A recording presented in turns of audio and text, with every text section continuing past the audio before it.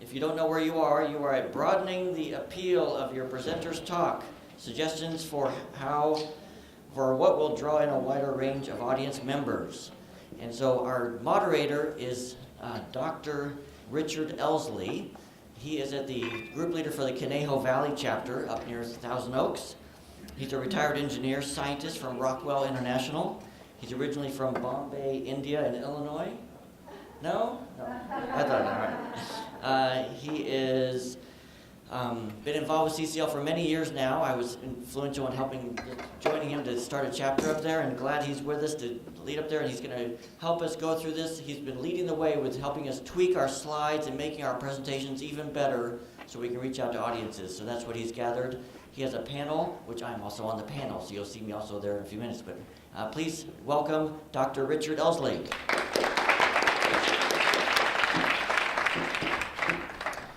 Good morning.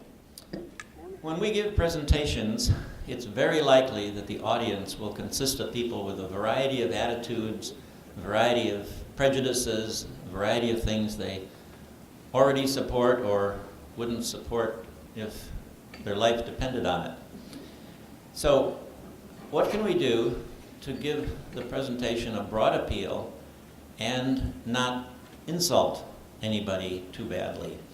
We heard a couple of really good talks yesterday on particular ways to say things if you're appealing to a particular side of the political spectrum, and things not to say. So that's all great stuff. So I thought it would be good to just invite some people who do presentations and talk about specific things that we have come up with.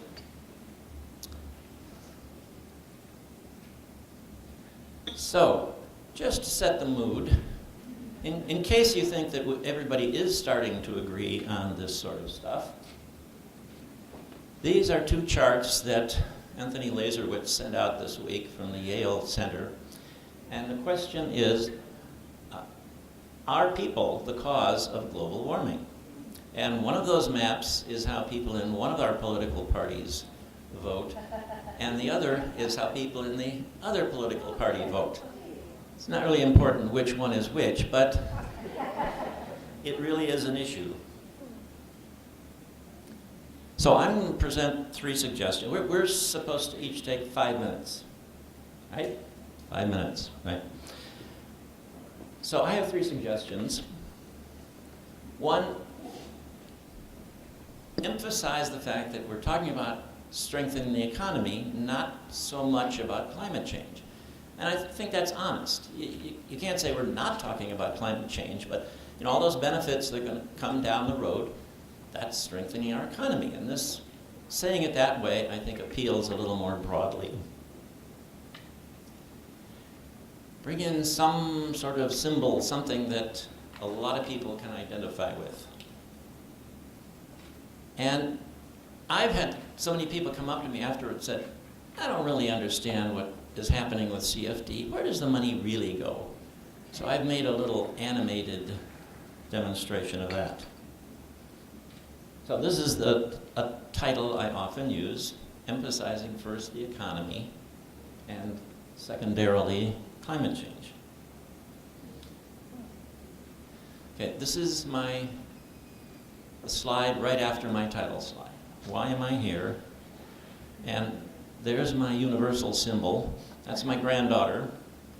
She was born in 2015, so in the year 2100, she has a good chance of living that long. She'll have her birthday party with her kids and grandkids, and by that time, everybody will know whether we have succeeded in solving the climate change problem. And she appears later in the talk also.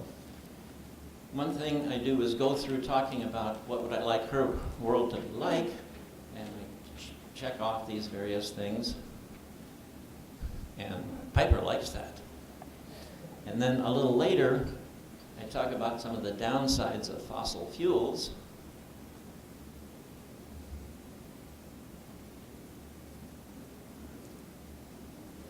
Piper doesn't like that. And then my final slide is talking about what people can do. I'm Piper Washburn, and I approve of this presentation. Okay, my final thing is explaining how CF&D works. So here we have, in the upper right, a household that uses fossil fuels, and a household down here that uses renewables. And there's the fossil fuels they will have to buy, and there's the renewables. So we'll make up a unit of currency called a coin, and let's say they have to spend 3 coins a month to get their fossil fuels. And let's say that it costs about the same for renewables. Isn't quite the same, but that's close enough. Now, what is this fee thing going to do? A fee is added on top of the cost of the fossil fuels they buy. So notice that the cost in the house up here has gone up to 4 instead of 3. And they might not be happy about that. Well, what happens to that fee? It's collected by some branch of the government that has a really big computer and knows where we all live, but it doesn't stay there. It's sent back to us as a dividend. So the amount that the people up there get back as a dividend won't be quite the same as how much extra they had to pay at the pump, but it'll largely offset that. So their price has come back down. But the renewable people, they got the dividend too, but they didn't have to pay it in the first place, so their income has come down even lower. So we are leveling the playing field. We're making it so that people will choose, just of their own free market volition, to switch to renewables. So this is not government mandating something that people have to do.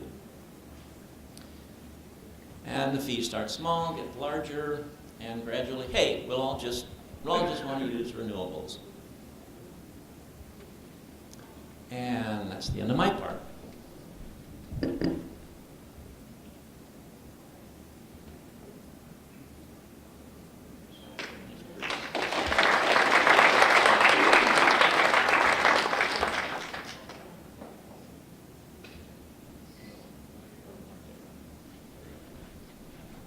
All right, thank you, Dick, and thank you for having me here today. It's great to be here.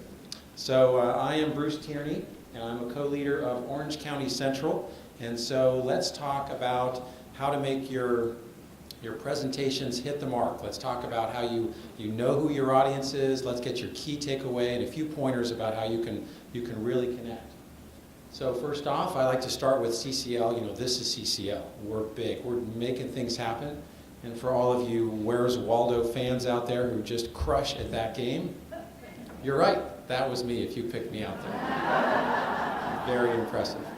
So this is a good backdrop to talk about CCL and the impact of what we do. But what I like to do, just like Dick had, start with your personal story. And you all have one. I challenge you on your way home today to think about your personal story, cultivate that. It's going to build over time, but it's a great call to action when you leave this conference. So my wife and I have 2 daughters, Julia and Lauren. That's 1999. And then this is them today. So 20 years ago. So Julia, ballet, she enjoyed it. She did a fantastic job at Little Miss Muffet. I wish you all could have seen it. She decided that was not her thing. Lauren would wear a bathing suit if it was anywhere 45 degrees or above. So she's changed somewhat too. But you know, the message here is with IPCC, we're told we have less than 12 years to go. And for me, 20 years was a blink of an eye. It happened so fast. So build in some sort of personal story like that. This is a slide I presented at this conference a couple years ago on communicating with conservatives. So before you present, get in the mind of your audience. What are they thinking when you're presenting to them? So in this case, we had a very far right-wing Republican congressperson, and so these are some of the thoughts. So when you're presenting, communicating, know that first before you go in. So let's walk through some of that. And you know, so one important tip I think that hit me once when I saw this metric, and that's that people will remember about 65% of what you present if you have relevant graphics. If it's just audio, if you're just talking to them, they'll remember up to about 15% of that 3 days later. So you really want to try to have relevant graphics, and let's go through. So these are 4 or 5 areas for communicating with conservatives. And I'm really more focusing in on the style of presenting than necessarily these slides. But what you'll see here is it's a big visual. It's got impact to it, and your brain's going to lock it in better. If it's the words combined with that visual imagery, this is military bases. This is a report from the Union of Concerned Scientists showing where they're going to have flooding. And so quick points, not too much text, and big bullet takeaways. Right, so those are metrics, right? Of all the literature you've read over the last year that had metrics on the percentage of carbon contribution from animals or cows or transportation, right? The percentage of those metrics that we remember, it's well below 15%, right? So make it very focused, narrow, and make your key takeaway points pop. So another example here having to do with energy, big number, very simple text style. One more here. Again, getting in the mind of your audience, right? If you're talking to a conservative audience, immigration is really a hot topic. So blend in topic. I know we heard economy from Dick. Blend in those sorts of things, visual imagery, big short numbers. Same with cost, sorts of issues like that. I can get these slides to anyone that wants them. And then, terrorism, those sorts of things, a quote to a trusted reference. We heard yesterday in the Republican speech of U.S. Department of Defense. That's a group they're gonna trust. So now I want to get to my drum roll, my final slide. If we could, just like I saw Madeline did that yesterday, I thought that was really cool. Could I get a drum roll for you? Thank you. And so your audience now, they're all putting down their smartphones. You got all the eyes up front. And so this is what I think a really important slide for us. So we hear about the Green New Deal and we hear about our policy. Should I support that, this, both? So this is a slide I created that kind of addresses that, intended to address that. So parties are going to change control, right? A law is introduced 4 years, 8 years, 12 years later. So let's take a look at the Affordable Care Act, right? Obamacare. So that was introduced, immediate benefits right away, and then when the next party comes in, and that's been our trend, right? Every 4 to 8 years, parties keep flipping. The next party came in, that law got weakened significantly. And so we're talking carbon pricing. So with clean air, we're going to get some immediate benefits, almost immediate benefits. That's great. That's our secondary benefit. But what we really want to do is carbon reduction benefits, and those take 20 years or more before we start to have an impact from carbon pricing policies.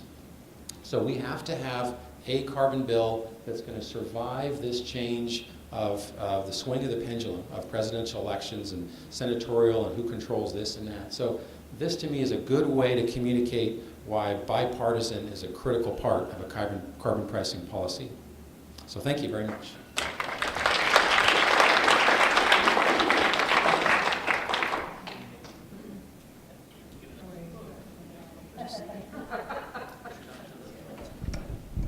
Thank you. Good morning. It's cold. My name is Eve, and I'm so glad you're here. I have the luxury of talking to the smartest people in the conference because you're here. This is serious. You guys have guts to do what you're doing, and I know that when I talk to any one of you here, your eyes light up. A lot of you I know, and I know some of the purposeful work you're doing. So thank you. You are amazing, and we're going to bring it a little bit more forward here. So broadening the appeal. A variety of talks is a big help to get those gigs. So if you can add to your repertoire. I was a theater and an art major, so I'm not, here we go, I'm not a scientist. But whatever you bring to the table, the party, matters and can be used. So if you can start to expand your talks, even if it's a slide or two in reference of something, that will get you in. Oh, now I can talk to the Botanical Garden Society, or the Interfaith Society, or the Woodworkers, or whatever.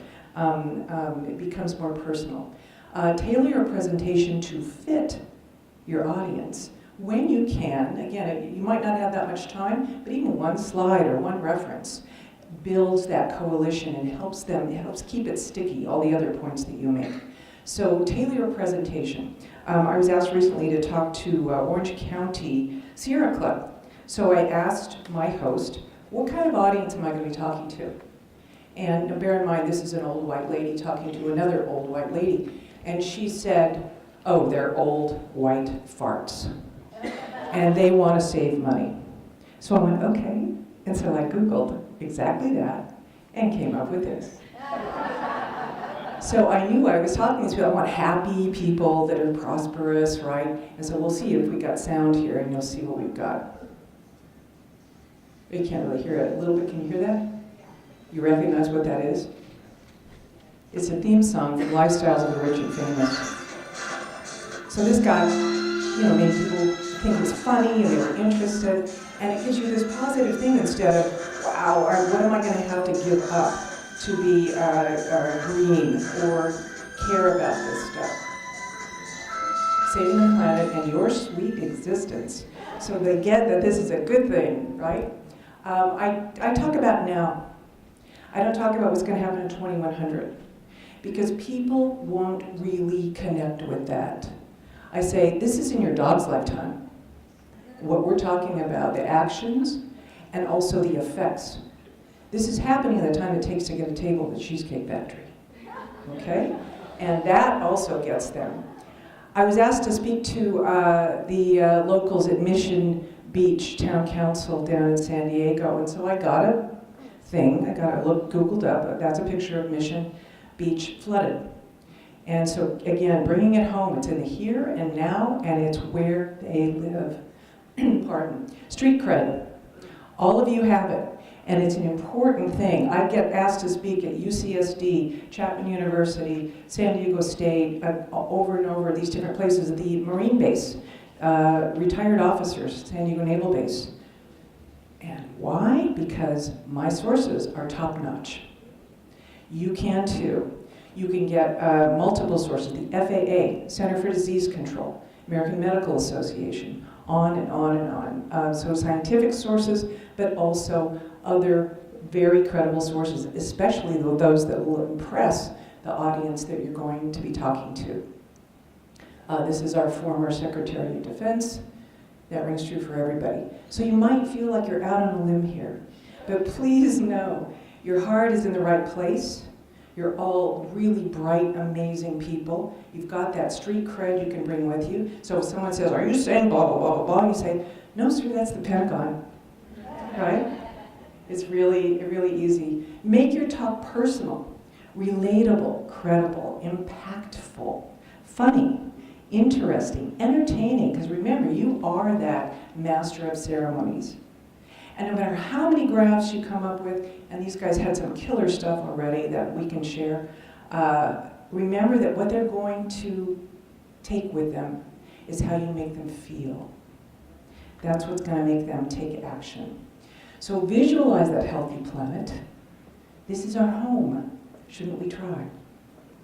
And when you say to your audience, I've paid it forward by being here, but if we go home and you do nothing, then I've failed. Please don't let that happen. And lastly, save the Earth. It's the only planet with chocolate. Thank you. Came out as a climate hero, and now he's working in other ways to try to get conservatives on board. But I'm just going to spin this a little bit of, have any of you spoken to a conservative audience? Anybody want to? Yay! All right. So I want to touch on that Bruce has done some amazing work to help us in CCL do our languaging towards that. And then there's just so many other tips, too, of how we can relate to our audience. And I'll just share some things I've learned from Bob Inglis along the way. I'm going to go up here for a moment, though. It just feels better at the moment. Okay. What I mainly wanted to share, I think, is that in terms of where it was mentioned about telling story, bringing in personal stuff about who you are, that if they trust the messenger, I find especially in conservative audiences, our world right now is so polarized. And so you've heard the phrase friend or foe. Is this one working? Yes. I'm double doing. That is something I deal with often in our talks, is when I walk into an audience, they're wanting to know, am I friend or foe? Friend or foe? And even if I can't completely prove to them that I'm friend, I don't want them to immediately identify me as foe. And so Bob English has taught us a lot of things, just what not to say. Certain phrases, things that would polarize your audience. And if you can do what Bruce said, if you study them a little bit, find things that would find some overlap. When we go meet with a member of Congress that might believe very differently than us, we find something to appreciate them for, some piece of overlap. And so in my talks, that's something I'm looking for so that I keep them with me. And so therefore, in any audience, Catherine Hayhoe does this, is when she's on the way to talk to a group, she Googles them and finds out their principles. And now she does this to make a quick slide of what they believe in. And then she starts off by saying, here's who you are.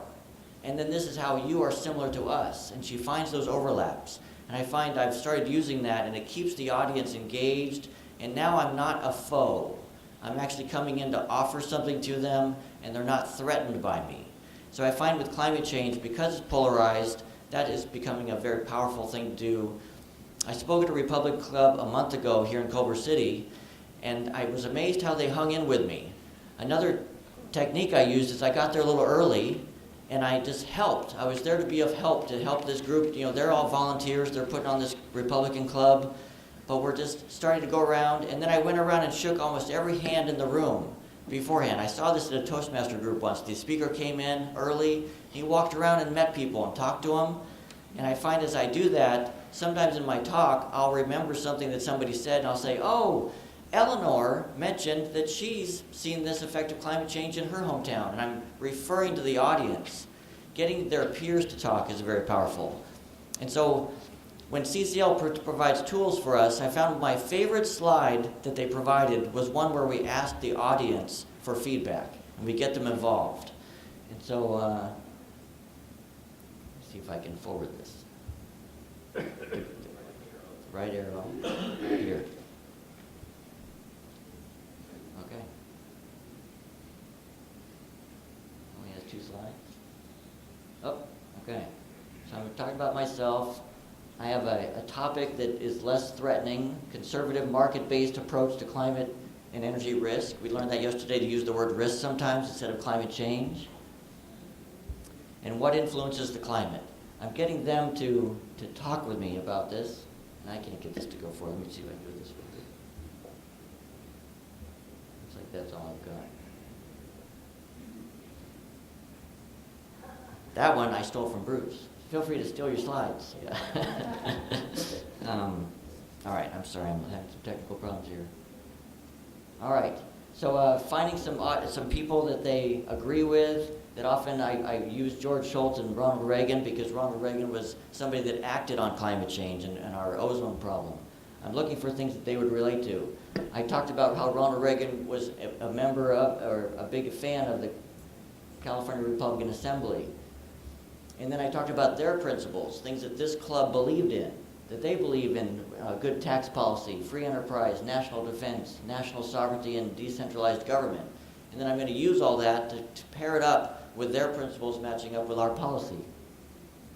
And then I do briefly talk about the science, but I don't want to stick there too long, but I find this slide gets their attention. When I say this is normal for the last 300,000 years, this is where we are. And then I get to this slide. This is the one I was mentioning. What have you heard about the effects of global warming? And then I stop, and I have hopefully a board, and I have a volunteer that's come with me ready to write what they're going to say. And I wait, and I start getting them talking of, if somebody, one of their peers says, well, there seems to be more fires now than before. Great, wildfires. And then I speak briefly about it for 30 seconds, and then we go to another one. And they say, droughts. And they're hearing from their own peers some of these answers. So instead of us telling them about this being an alarming thing, they're hearing it from in their own midst. And I find that then is something it sticks in their head, that somebody in their own organization has actually said these things. And it keeps that conversation going, and I find that's been effective. Last thing I'll mention is that I joined CCL because we get stuff done. And so at the end of any talk, I'm envisioning what I want them to do after my talk. And I want them to take an action as soon as possible. So I bring postcards, something that they can fill out right then. And then I wait. I have also said, I'm going to be here afterwards to answer questions, but also I have this thing I'm gathering up. I'll purposely print the postcard in a bright color so I can see if they're walking out with it still.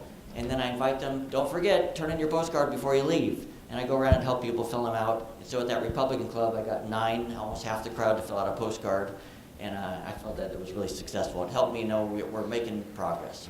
Thank you.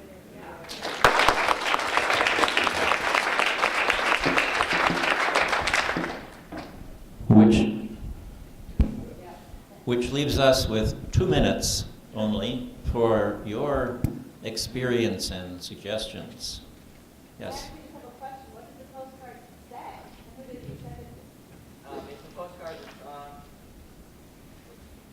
on... It's a postcard that's on the CCL site under resources, easy to print, on cardstock, double-sided, and cut it up. And it has our bill number, and it has a place for them to fill in. I support this bill because they put their name, they get on our newsletter, we fill in the data. So. I have some postcards, so I open that table to the next table over so we can grasp my name on.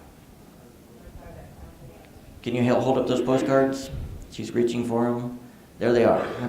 Repeat the questions, please. Great. The question was where to find the postcards. Speakers, is it okay if we let anybody have these slides who wants them? Yes. Okay. You raised the question that was asked earlier, what happened, what effect does the U.S. pass this bill?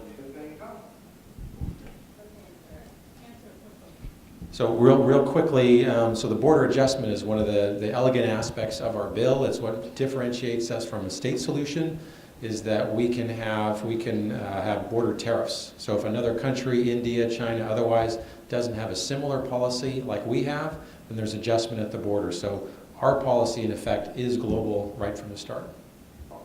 Other countries are engaged in these things right now. There's over 20 national and subnational governments that have engaged in this.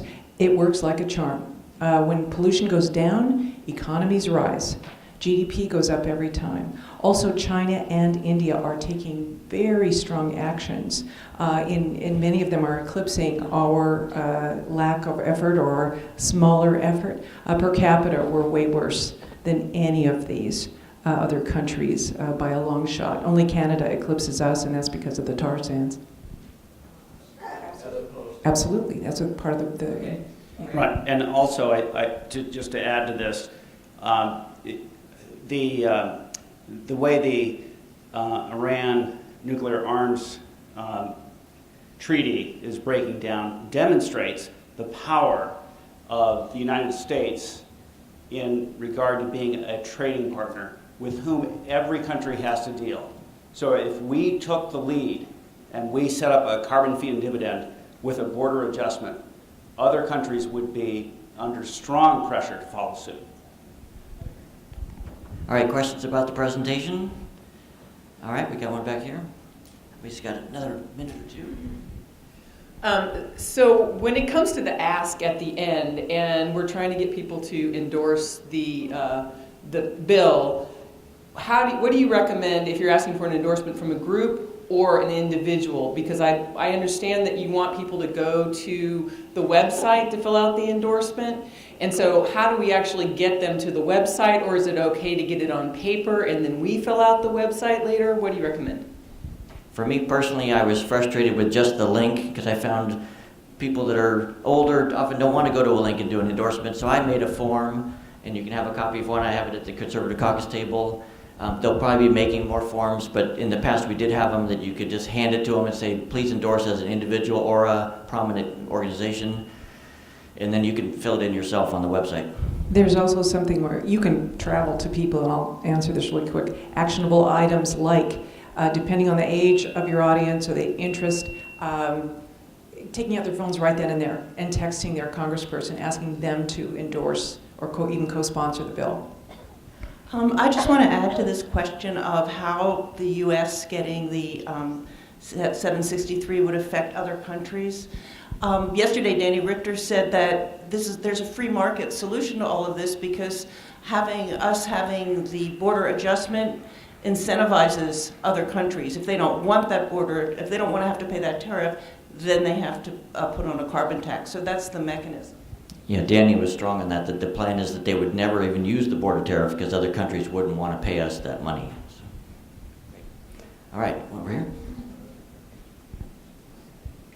even with the best preparation and knowing your audience and presenting to them, you can run into that hostile audience member. What are your techniques, or what have you developed to kind of deal with that so it doesn't become a negative presentation at that point, it still stays positive? I'll give a quick little intro. So one of the things I try and do is come up with a way to validate their point. Sometimes you have to be very creative. Maybe you take an aspect or a piece of what they're saying. So you bring the relationship tension down immediately. So try and find something you appreciate in a very calm voice, so something respectful about what they're doing.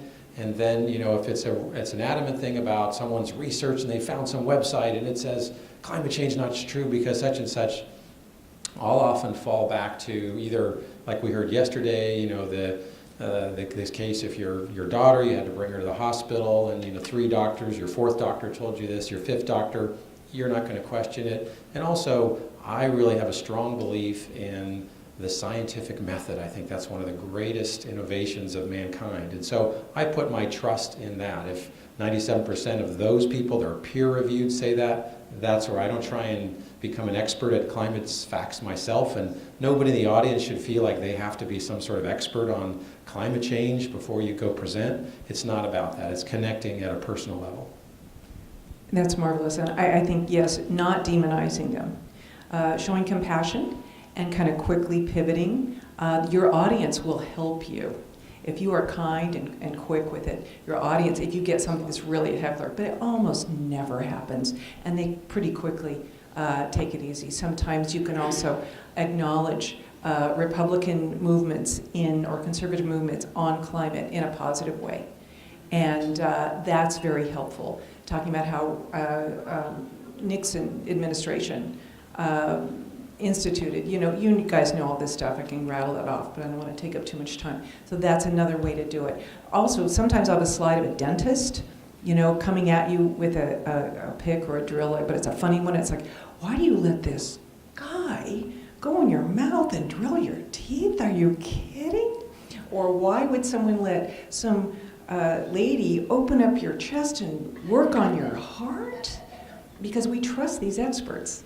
We believe in them. We admire and appreciate and rely upon their expertise, their knowledge, and that's what we're relying on here today. Okay, we're going to have to end at this point. This is my email address. I've got all the slides on my laptop here. Email me and I can send them out to you. And so thank you all for coming and participating.